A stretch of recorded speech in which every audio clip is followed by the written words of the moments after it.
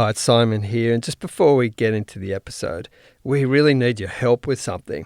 We have a survey out that we'd love you to jump on and do. It's all about life and faith, and if you're listening right now, you are the perfect person to do this. The survey won't take long, probably about 5 minutes, and it would help us a lot as we shape life and faith and think about how we can do it better. The survey will be running till mid-November, so if you have a few spare minutes, go to the show notes to click on the link or go to the CPX website, publicchristianity.org. Now, for those who do, there will be the opportunity to win what I think is a fabulous prize. So thanks for your help. Now to the episode. This week on Life and Faith. We actually need a sense of where we have come from in order to even understand or have some meaningful sense that there is purpose in our lives. Some of them expressed their thanks to Richard Dawkins for bringing them to Christian faith. This led to the Brexit vote. Personal growth, service, helping people, they're the things that are of benefit. And they weren't able to help me.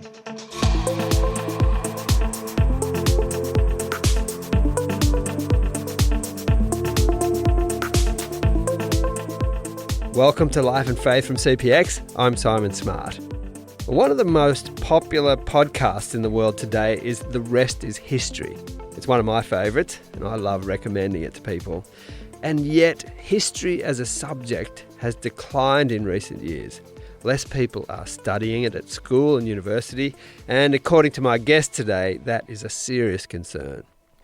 What do we gain from attending to and cultivating our sense of history?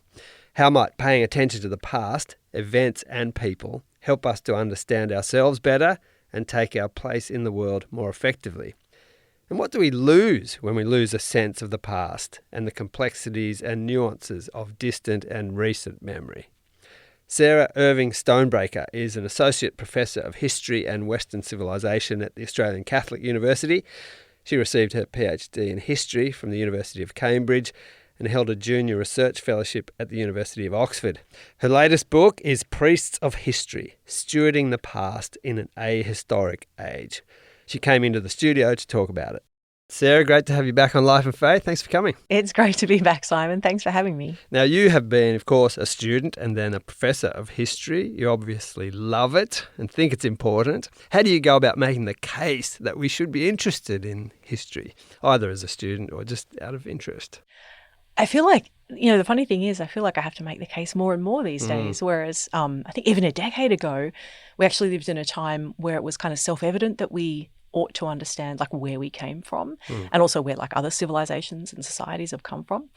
I suppose these days, maybe the best illustration I could give is that at the beginning of the classes, university seminars that I take each semester, I basically start out by saying to my students, look, we're looking at ideas in this particular class. Maybe they're ideas about politics or ideas about history of human rights or science. But basically, in order to understand these ideas or read this text, we actually have to understand them historically. Like if we, for example, are looking at the current political historian of political thought, among other things, and if we want to kind of understand where our institutions have come from or ideas about the fact that we all have human rights or the rule of law or that there are constitutional limits on the authority of the government, we actually have to understand these historically. So we can't even understand the major characteristics about our society without actually understanding their history.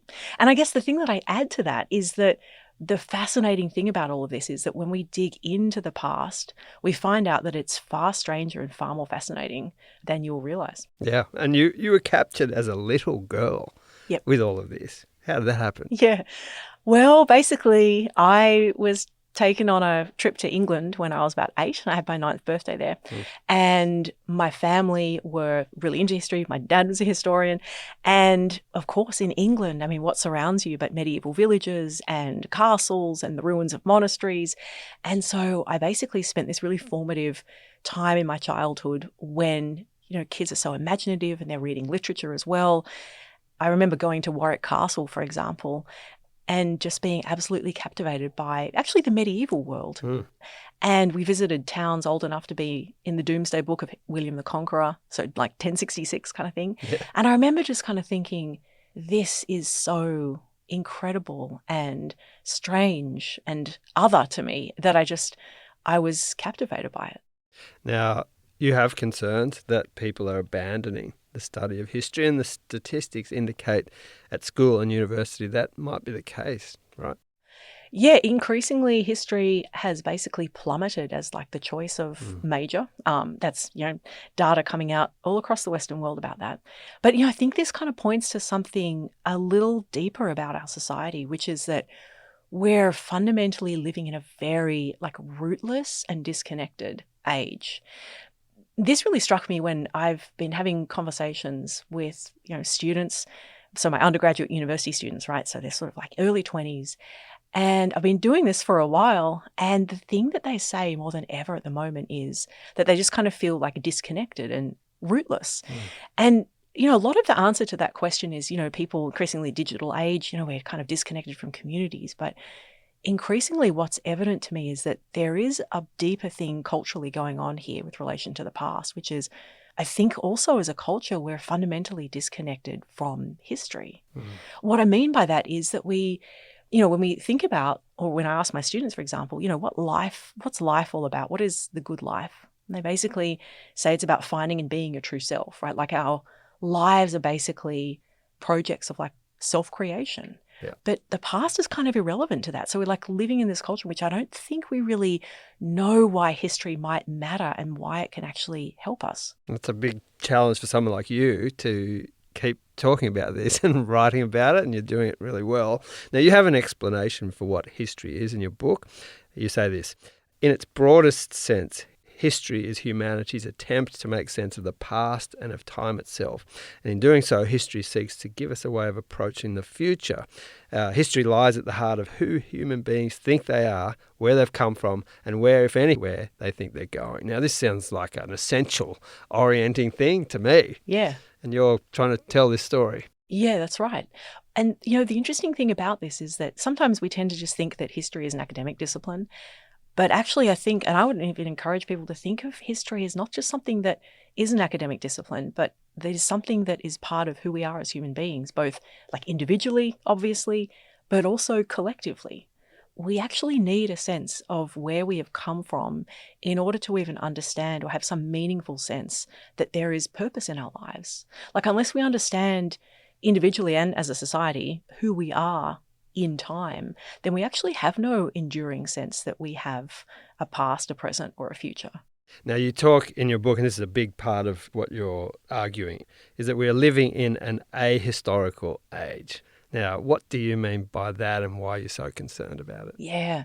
Look, in a nutshell, this is the idea that we now basically have lost the ability, I think, especially in the West, to engage meaningfully with the past. And what I mean by that is that we don't really understand why history matters and how it can be helpful to us. I think there are kind of three characteristics of the ahistoric age. The first is that we tend to think that the past and that history is kind of irrelevant to us, right? Like I mentioned before, we're living in a culture that basically says to us, look, life's all about self-invention. And so the past is irrelevant to that kind of project of life is all about kind of creating yourself relentlessly, because I'm not part of any enduring story or tradition that might actually bequeath to me some kind of given sense of meaning or who I am. I basically just kind of think of myself as a radically like autonomous person. So it's kind of like irrelevant to what we think the good life is. And the second one is ignorance. And I think we're kind of profoundly ignorant of the past too. We tend to know some things and some aspects of history, but actually when it comes down to it, like, so for example, when I talk to my students about the idea that we're all very keen to talk about ideas like human rights or the idea of like the equality of all people. But when I push a little bit and say, hey, this is a really important idea, it's such a fascinating idea, and you guys, it's a historical idea, so where did it come from? We don't even know, I think, the history of where the ideas we take seriously kind of came from. And why does that matter? Well, if we don't actually know where they came from, then basically they're just kind of floating around. It's a flimsy kind of foundation. Yeah, it's very, very fragile. Right. So that's the ignorance thing, combined with that, the fact that, we don't really study history in the way that we used to. And the third one is, and this is the saddest in a lot of ways, this one also, like the other two, starts with I, so it's easy to remember, but ideology, I call this one, right? In the sense that, we're now living in an age, and this is, I think, particularly encapsulated by the fact that we are so digital in the way that we kind of interact with the world, and we're so polarized that we tend to kind of reduce history to ideology, because when we get online, when people are arguing about things in the public sphere, the polarization that social media tends to invite in us kind of reduces our ability to agree about the complexities of the past, the fact that there is profound good and also evil in the same, historical moment or person or event, whatever. We tend to reduce that to ideology. And that's the third thing, in a sense that, well, if we just reduce history to ideology, then it's no longer history. We can no longer actually disagree well about the past. And that's so key to being a civil society. You're also then functionalizing it. So you're using it for a particular sort of political purpose. Yeah, that's exactly right. What do you make, though, of, we talked about the way in which people are sort of moving away from the serious study of history. There are still remnants of deep interest in it, though. Like, for instance, I'm thinking of a podcast like The Rest is History, which is enormously popular. And, looking at a huge range of historical topics. Does that give you any encouragement in this battle? Yeah, it does, actually. And I think it points to something, because I think there is a kind of yearning that we humans have to kind of understand where we have come from. And so when you look at something like the popularity of The Rest is History, or even, here's another kind of example, there is a burgeoning interest in some kinds of history, like family history. Yeah. Like there's this kind of yearning, particularly in a very kind of some would say kind of postmodern age, where it's a post-truth age. So there's this kind of yearning that we have to ask, well, who am I really? Am I connected to any story which is larger than my own story? And so there are these kind of rumblings, I think, of a kind of a yearning for something, for some larger story. And that gives me a lot of hope. I think you see that even in things like the heritage rounds of the football codes, where there's this sense of, where we go back to the older jerseys and this sort of stuff, and what people, and there's this sense of, again, this is not just an isolated, it's not just now, we're part of a story that's unfolding. I think people are drawn to that, aren't they? Yeah, they're drawn to it. Although it's interesting that you mentioned heritage rounds of football code. I think, one of the things that I think is so helpful, actually, is when we take elements of history like that are so much part of our popular cultural experience, like going to the footy. And if we actually understand something of that story, I think it can be all the richer. So in the AFL, the Indigenous round of the AFL is a Doug Nicholls round. Oh, yeah. And I asked, again, sort of my students tend to be my litmus test on these things. And I said, hey, you guys, do you know who Doug Nicholls is? And they actually didn't know Sir Doug Nicholls' story. So now tell us about that story, because one of the things in your book is saying, let's retell some of these stories because they're just so fascinating. So tell us about Doug Nicholls. Yeah. Doug is an Indigenous man from the Yorta Yorta people, and he, before the AFL becomes professional, he's playing for Fitzroy when Fitzroy was still a team.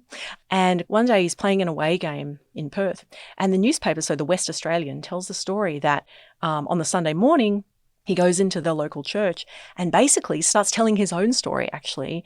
So his mother dies, he's quite a young man, and he talks about himself as kind of, wandering and drifting, and then how he became a Christian. The other really interesting thing about Doug is he becomes a minister, and he basically ministers to the local community. And one of the ways they do that is by setting up a home for Indigenous women. And then eventually he actually becomes the first Indigenous governor of South Australia. Yeah. And just before he dies, he's actually knighted by Queen Elizabeth. And so he's actually lived this incredible life of being, an advocate for Indigenous people, a Christian, a great football player for Fitzroy. But, how interesting is it that we've got these stories that we don't really know about, and yet we could recover them, because here's the Indigenous round of the AFL named after him. The echoes of this story are still there, but it's like needing to recover them too. Yeah. And how encouraging is it as well for young players today and people to know this particular story?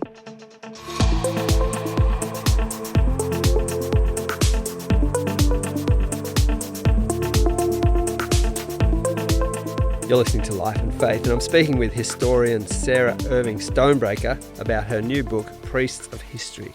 Now, don't miss the end here, where Sarah gives us a very compelling personal story.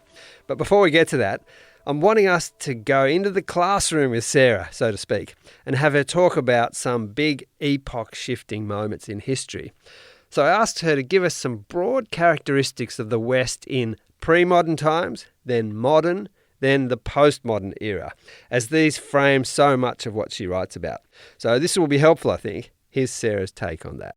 In the pre-modern world, basically, it is almost impossible not to believe in God. That is the kind of overarching worldview.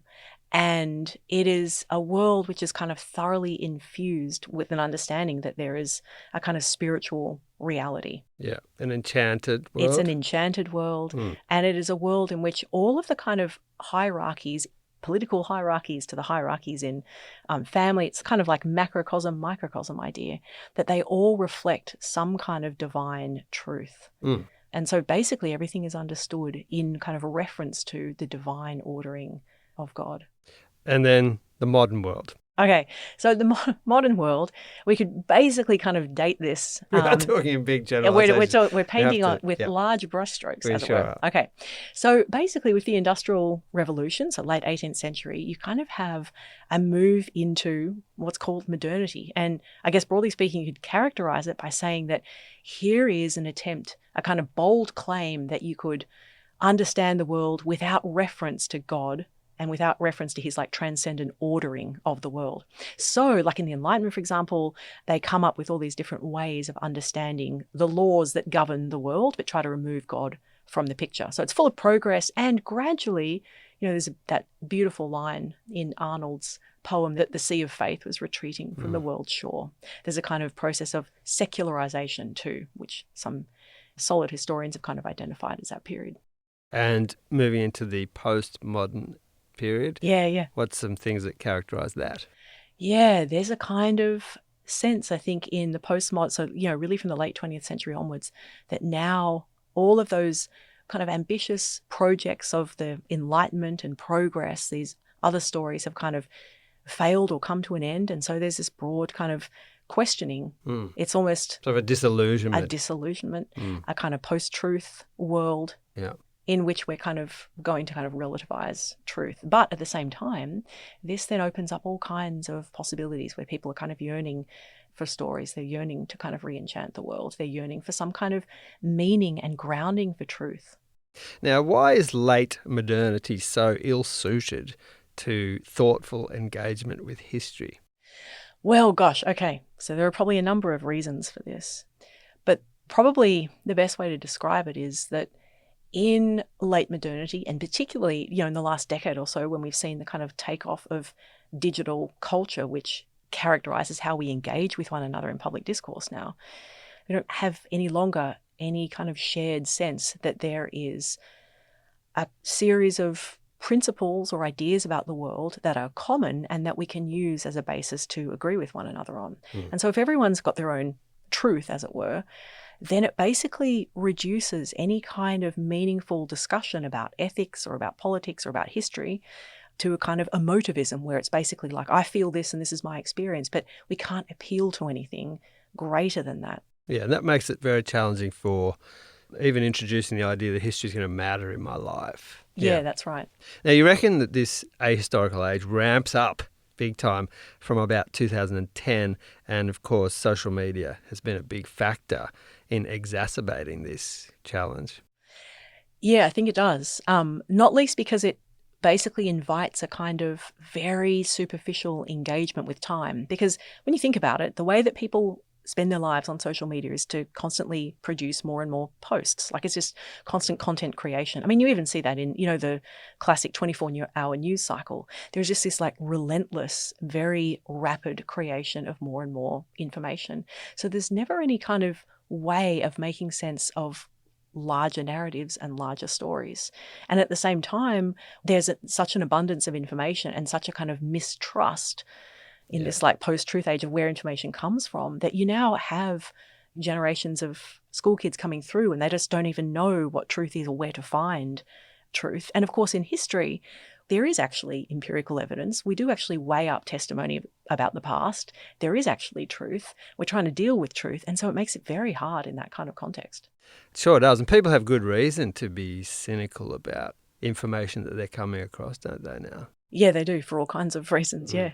What about postmodernism's positive contribution to the study of history? Are there things that came in that era that maybe were an improvement on what we had before? I'm thinking of things like perspectives of different groups of people that were perhaps ignored prior to this. I think sometimes in that context, probably postmodernism is not the term to use, because postmodernism seems to... It has a sort of associations with, with like more of that cultural movement where there's like everything is subjective and it's very much Right. like a term in the arts. More However, late modernism perhaps. Yeah. However, I think the interesting thing that you are pointing to there is that from about the late 20th century onwards, there are moves to kind of realise that some of the ways that we've been writing history have been influenced by particular groups, and that it's actually helpful to think about recovering stories and thinking about the stories of people that have been traditionally overlooked in history. Yeah, like women and migrants and people who are often ignored or weren't writing the history themselves. You know, they weren't the winners in these battles and this sort of stuff. Yeah. And I think you can even see that too in terms of like our own history in Australia after the mid to late 20th century. Well, the stories that we can tell about ourselves as a nation become stories that include like the stories of immigrants, for example. And so even as a nation, we're trying to like wrestle with, when, for example, the White Australia policy ends, then we kind of ask this question, okay, so what does it mean to be Australian? We incorporate the stories of immigrants, we incorporate the stories of Indigenous people. We don't always do it very well, but then we can kind of wrestle with questions of including people whose stories have often been overlooked. Sarah, in your book, you give some thought to the way in which history can help us in our current state of sort of polarisation and some of the conflicts that are happening around us. Tell us a bit more about that. Yeah. Well, I actually think when we engage really well with the past and when we're able to, and I think I kind of use this framework of tending and keeping the past, which involves both like cultivating and recovering stories that have been traditionally overlooked, but also tending and passing down history. We can kind of actually engage with the past in such a way that enables us to see it in a way more nuanced fashion.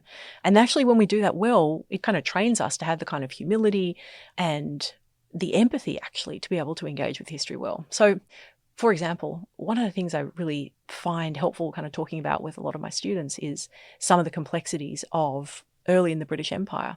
So in the 17th century, right when the British Empire was sort of beginning and England was establishing colonies in Ireland and North America, Francis Bacon, who became really politically probably the most powerful person in England for a time, he was the Lord Chancellor. And the interesting thing is that on the one hand, he is an advocate for colonisation, and yet on the other hand, there are some really complex things that he writes. And he writes an essay, for example, called On Plantations. So plantation, by the way, is a synonym for colony.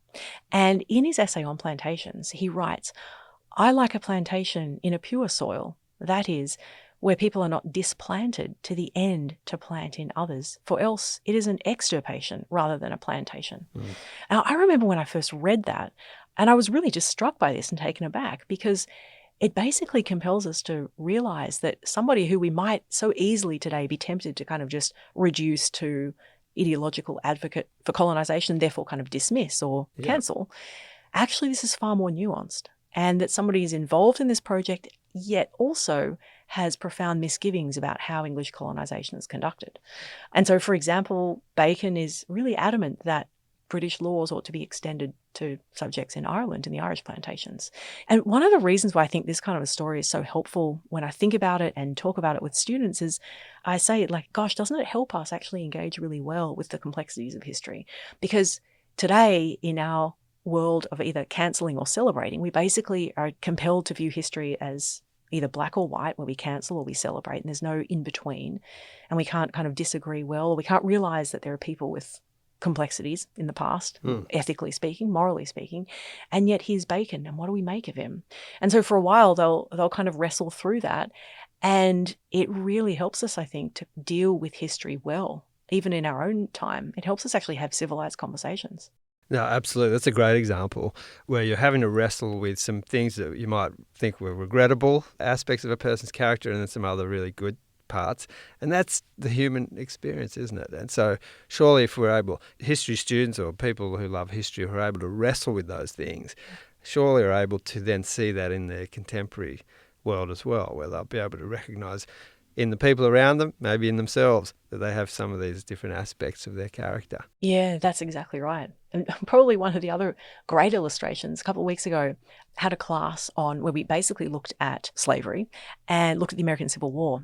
I had the students read a great text, a speech by Frederick Douglass, who's one of the kind of abolitionists. He is African-American. He was he ran away. Slave. He was a slave, right? And in the 1850s, before the American Civil War, which is about slavery, he writes this speech called "What to a Slave is the 4th of July." And it's such a famous speech, and the students read it. But the really interesting thing that strikes them is that amidst this incredibly powerful language about revealing the horrors of slavery and arguing that actually, the 4th of July, like America's founding, what does it mean to a slave when, you've been completely hypocritical? But then, interestingly enough, he basically, in the last part of it, says, "And yet I do not despair of this country," and then talks about the hope that he has from America. And one of the things that my students find so striking about this and that we talk about is the fact that here's Douglass, who more than anyone has every reason to kind of just dismiss or cancel or just never forgive his country. And yet he recognizes that, so he's a Christian, recognizes that this sin is in everyone and that there is a God who asks people to turn, to repent. There's that offer of repentance and hope. It means that he doesn't despair of his country. And so Douglass actually has this profound hope. Sarah, in your book, you do talk about the way in which the church may also have fallen sort of victim to this ahistorical age in the way it's developed. Might that have had an impact on its message to a contemporary culture? This is something that I have been thinking really deeply about and wondering about. And I do wonder whether that's true. And I guess the reason I say that is because there's been an attempt well-meaning attempt to make Christianity so accessible that it's been made so much like the culture. And so I think sometimes from the outsider, and, in my life, I've been an outsider for a long time, actually, until my sort of mid-20s, it kind of just looks like the culture. It looks like entertainment, or maybe it looks like a show, or it looks like superficial, or like you've left your mind at the door. And that's what I used to think about Christianity. But here's the thing that I think we need to embrace history to understand. The thing is that actually, historically, the Christian tradition and message and what Christians call the gospel is so much richer than all of this, that actually Christians have always understood themselves to be adopted into, like grafted into, a long historical community, which is actually really radically different from the world, different not only in what it believes, but also like how it lives, in how it cares for others. This is the other thing too that I think sometimes in the evangelical church there might be a tendency to neglect, which is that God is radically sacred and radically transcendent. And that actually to be a Christian is to recognize God's radical transcendence. And that there's a long history of spiritual traditions and practices that are part of the Christian life that sometimes we actually don't even know about. I mean, back in the 17th century, for example, there's a whole tradition called Protestant meditation. Because when we hear the word meditation these days, we tend to think of Eastern religions. But actually, no, there's a long tradition of meditation. There's a long tradition, for example, of night watches, which are a method of rising in the midst of the night and praying through the hours, or praying through regular hours of the day, something called the Book of Common Prayer, like things called liturgies, which are ways that Christians have historically used to actually live lives that are actually radically different from the world. And so I think actually if we kind of recognize how historically grounded that is, in an age in which people are living in this very kind of rootless culture, and a culture that's very superficial too and very kind of surface level, there's probably a way of recognizing that there's a kind of richness to historical Christianity which is just not found in the contemporary world. It's so much more radically other than we might actually think. Now, Sarah, we've talked in a previous episode of Life and Faith about your conversion to Christianity from a pretty solidly atheistic position. People can go back and listen to that. It's a great story. And like all conversions, that involves multiple factors and experiences. But a key one for you was a sense of being enfolded into a story that's so much bigger than the life you had been living. Can you tell us a bit more about what you mean by that? Yeah, that's right. Probably the little vignette here that illustrates this the best is when I was at Cambridge studying for my PhD. So still an atheist at this time, and I have to read the work of 17th century, we'd probably now call them scientists. And I was reading the work of Robert Boyle, one of the founders of modern chemistry. And the thing that really struck me more than anything is that the more I read of Boyle's scientific work, the more I was reading him quote the Psalms. At one point, he uses this phrase to describe what it is that he calls himself a natural philosopher, right? Because he's a philosopher of nature. But he sees himself as a priest of nature. So Boyle is a really devout Christian, and he's basically seeing his work, like what he does in studying the natural world, as a way of giving thanks to and praising his maker, who is God. Part of me was like, oh, wow, this is really bizarre. And the temptation is to kind of dismiss it. But actually, good historians can't just dismiss something like that. You actually have to take seriously what people are saying. But then the other thing that I was kind of thinking one afternoon as I sat reading, I remember where I was too, sort of reading Boyle outside, sitting under a tree. And I was kind of thinking about how Boyle had this sense that he knew what it was to be a natural philosopher. And he had this story that he was part of. And I remember thinking, here I am at Cambridge and history is my great passion and my love. And I don't have the same kind of story. And I kind of realized that atheism didn't offer me any kind of ultimate way of making sense of why, not only why my life was meaningful, but why what I did with history was at all meaningful. And it really kind of gave me pause for thought. It didn't turn me into a Christian or anything, but it made me start asking questions. And I remember a couple of years later when I moved to the United States as an assistant professor at Florida State University, I'd already read, a friend had given me C.S. Lewis's book, Mere Christianity, which I think had really made me take Christianity seriously because C.S. Lewis himself, one of the greatest scholars, I think, of the 20th century, he was once an atheist. But I remember just deciding one day to walk into a church for the first time. I'm 27 years old. I'm by myself. And I'm kind of realizing that I live this kind of rootless and disconnected life where I basically just kind of thought life was all about my own self-fulfillment. I hadn't thought that I was really part of any larger story. And so that morning when I walked into church in Tallahassee alone, they were celebrating what's called the Lord's Supper. Now, I'd never been baptized as a child. I didn't really know much of what was going on. But when I sat down and when I listened to the words, it was clear that there was actually a story here that was being told. The story was about Jesus' Last Supper with his friends and saying, I'm giving my body and blood for you, eat this bread and drink this wine. And I was realizing that there was a story here, and also because I was a historian, realizing that this is a story that, oh my gosh, this happened over 2,000 years ago. And then through this way of retelling the story and reenacting this story when it was celebrated in church with this beautiful music. There was a hymn, by the way, by Ralph Vaughan Williams that I loved in the background. And actually, these people were part of a community. They were part of a people with a story. And it was a story about a God who loved them, and therefore their life wasn't about themselves. And basically, I kind of realized there that not only did I just yearn to be part of that kind of story and have a relationship with this. I mean, I didn't know too much about what I thought of at that point, but I was definitely wanting to know this God who, made me and loved me and died for me. And so there was this sense of wanting to be part of that story. And there was also, having come from this background of atheism, where I basically believe that the only things that exist, right, are material things like matter and motion. There's nothing spiritual, there's nothing transcendent.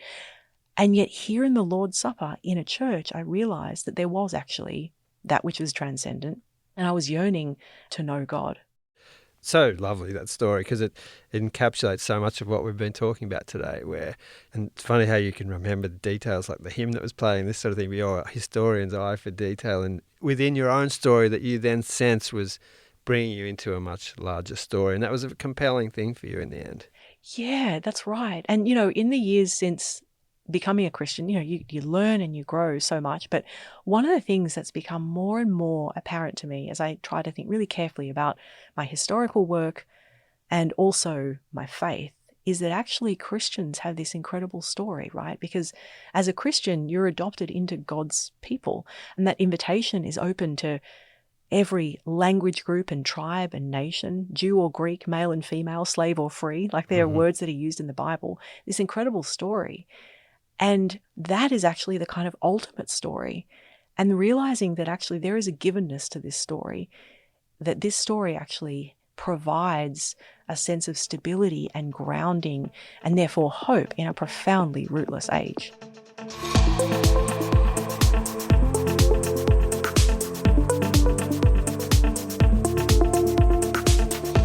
This has been Life and Faith with me, Simon Smart. Our guest today was Sarah Irving-Stonebraker. Sarah's new book, which is out now, is called Priests of History, Stewarding the Past in an Ahistoric Age. I really recommend this book. Please send this episode on to someone you know who you think might like it. And if you'd like to contact us here at Life and Faith, we always like to hear from you. You can do that at podcast@publicchristianity.org. Thanks to Sarah, and thanks as always to our producer, the thoroughly grounded Alan Douthwaite. Next week. Populism and conservatism are not only not synonymous, in many ways are antithetical. And many of the greatest conservative figures, either political figures or philosophers, and certainly the founders of the United States, James Madison, and then later, probably the greatest figure in American history, Abraham Lincoln, all of them to one degree or another warned against a mob mentality, about the passions of the people being stoked up, the dangers of a kind of mass psychosis.